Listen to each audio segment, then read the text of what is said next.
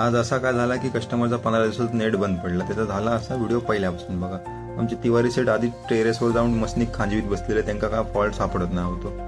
मग आम्ही घेतला वायर ट्रेस करू घेतला होतो. बघता होतो वायर काय फॉल्ट दिसत नाही होतो. वायर एकदम पद्धतशीर होती. पुढे जाताना बघला होतो वायरी उंदरान खाल्लेली होती. मध्ये उंदरान अशी खाल्ल्याने 4-5 ठिकाणी खाऊन ठेवलेल्या. मग काय घेतले वायरचे 2 तुकडा मारून घेतले. तर बघते ते लेझर ते होता एकदम फाडून.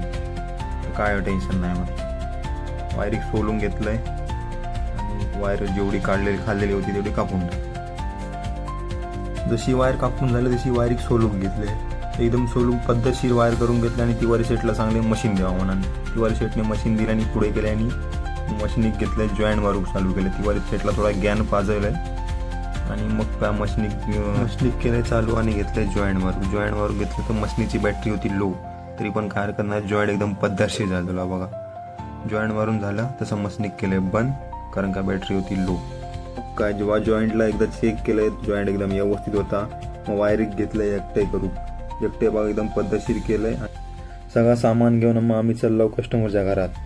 मग का ती वर्षी बघा खुश झालेले कसे एकदम पद्धतशीर मध्ये.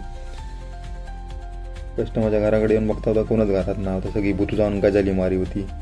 मग आम्ही घेतला राऊटर झालो चालू. मग आम्ही चाललो दुसऱ्या सामान एकदम पॅचअप केला आणि चालला आम्ही दुसऱ्याच्या घरात. तोपर्यंत जय महाराष्ट्र.